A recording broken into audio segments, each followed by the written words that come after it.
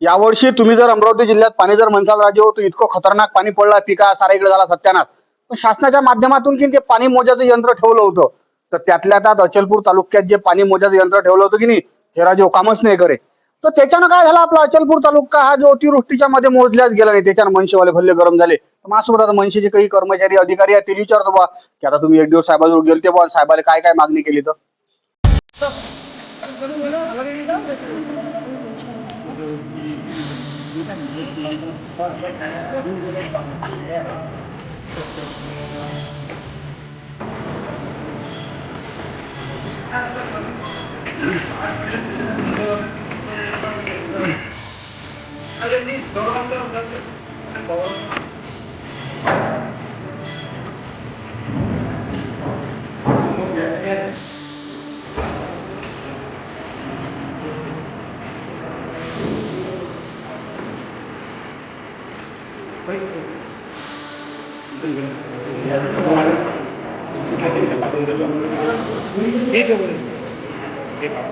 सोबत मनसेचे या ठिकाणचे स्थानिक पदाधिकारी राज पाटील साहेब आहेत.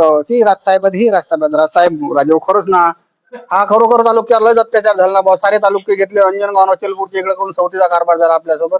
तर माझंही तेच म्हणणं आहे, आज अचलपूर तालुका हा या तालुक्याचं प्रतिनिधित्व तीन आमदार करतात. तीन आमदार म्हणजे त्याच्यातले आज शिंदे गटातले 2 आमदार आणि एक विरोधी पक्षातला, आणि 3 आमदार असताना सुद्धा हाच तालुका अतिवृष्टीमधून वगळण्यात आला. त्यामुळे या कास्तकारांच्या जनभावना एवढ्या भडकलेल्या आहेत, कारण की तोंडावर सणासुदीचा काळ आलेला आहे. दिवाळी, उद्याचा दसरा आहे आणि येत्या 8-10 दिवसात दिवाळी आहे. दिवाळी साजरी कशी करावं हा याच्या समोर प्रश्न पडलेला आहे. आणि या आमदारांना फक्त आणि फक्त राजकारण समजून राहिलं. यांचं फक्त कसं आहे माहिती आहे का, 50 टोके आणि एकदम ओके, याच्याशिवाय दुसरा कोणताच धंदा चालू दिसून नाही राहिला. आणि आता हे 3-4 दिवसात तर कसं आहे माहिती आहे का, मी या प्रहारच्या पक्षाला हात जोडून नम्र विनंती आहे माझी सन्माननीय राज्यमंत्री, माजी राज्यमंत्री बच्चूभाऊ यांना, की हे महाराष्ट्राचे शेतकऱ्यांचे कैवारी म्हणून स्वतःला एक मोठे नेते समजतात. आम्ही आमची या महाराष्ट्र नवनिर्माण सेनेच्या माध्यमातून जरी पक्षाचं काम करत असताना आम्ही त्यांना तो मान देतो की ते खरोखर प्रश्न मांडतात. मग असे प्रश्न मांडत असताना आज अचलपूर तालुकाच का आपला सोडण्यात आला, हा आमचा प्रश्न आहे. हा माझा प्रश्न म्हणजे, एक मी स्वतः एक कास्तकार आहो, 35 एकराचा कास्तकार आहो, पण हे जे 2-2, 4-4, 5-5 एकराचे कास्तकार आहे, यांनी दिवाळी दसरा साजरा कसा करा.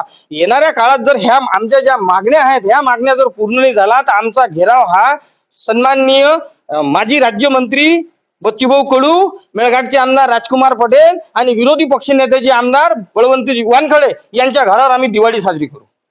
तर मा असं म्हणणं आहे भाऊ, यावर्षी तर खरंच एकदम पाणी जर म्हणसाल तर खतरनाकच काम झालं. सोयाबीन, तूर गेली, इकडे संत्र्याची गळ होऊन राहिली. 15 जेव्हा बँकेत कास्तकार किनी कर्जासाठी जाते, त्या ठिकाणी भल्ले हेलपाटे मारून आली. इकून तिकून कर्ज भेटेल लय मोठ्या प्रमाणात, किनी इन्शुरन्स कापतात. जरा तिकडे लक्ष द्या ना बा. आज मी तुमच्या माध्यमातून, तुमच्या चॅनलच्या माध्यमातून सांगू इच्छितो की आज या देशात, महाराष्ट्रात कुठल्याही फायली, मोठमोठ्या घोटाळ्यांच्या फायली गायब होतात, पण कास्तकारानं घेतलेल्या कर्जाची फायली आजपर्यंतही गायब झाली नाही, त्याला त्या कर्जातून मुक्ती भेटली नाही. हा काय धंदा आहे? म्हणजे याच्यातून तुम्ही समजू शकता की जो घामानं पैसे कमावतो आणि पैसे भरण्याची एक ताकद ठेवतो, त्यांना कर्जमाफी म्हणून हे गव्हर्नमेंट देऊन नाही राहिलं. फक्त कागदावरच यायच्या घोषणा आहेत. आतापर्यंत यांना कर्ज यायच्या हातात पैसे भेटले नाही. माझी हेच तुमच्या चॅनलच्या माध्यमातून म्हणजे सांगू इच्छितो की येणाऱ्या या सणासुदीच्या काळात, दिवाळीच्या आधी सरसकट कास्तकारांना हेक्टरी 50,000 रुपयाची मदत यांच्या खात्यात जमा करावी. तर माझ्यासोबत मनसेचे आणखीन एक स्थानिक पदाधिकारी आमचे काळेभाऊ आहेत. काळेभाऊ राजो, खरंच ना, कास्तकाराचं काम म्हटलं की राजो दुरून राम राम करतात. काय अवस्था आली तुमच्या भागात जर पाहिलं नाही, सोयाबीन टोंगा इतका आलं पाणी आणि सत्यानाश व्हायला. काय मागणी आहे तुमची प्रशासनाला बा? आमची मागणी अशी आहे की आमच्या भागातले कापूस, सोयाबीन हे सर्व जे पिकं आहेत हे पूर्ण पाण्याखाली गेलेले आहेत. आणि आज अशी परिस्थिती आहे, महागाई एवढी वाढली, खताचं पोतं 500-600 रुपये महाग केलं आहे आणि मजुरी पण खूप वाढलेली आहे. त्यामुळे कसं आहे, उत्पादन जी क्षमता आहे या वर्षीची फार कमी आहे. आणि आता जे एसडीओ साहेबांनी आम्हाला सांगितलं की बा आपण हा सर्वे करून पाठवलेला आहे, पण शासनाकडे पाठवला आहे, त्यांच्या विचाराधीन असलं तर ते करू. आमची मागणी तेच आहे का तुम्ही जे आम्ही म्हणून राहिलो, आमच्या एवढ्या मागण्या आहेत ह्या तुम्ही विचारात घ्यायला लावा कोणत्याही परिस्थितीत, नाही तर आम्ही येत्या 10 दिवसात चक्काजाम आंदोलन करू. तर अचलपूर आणि अंजनगाव सुरजी तालुका अमरावती जिल्ह्यातले हे तालुके केंद्राचे अतिवृष्टीतून सोडले.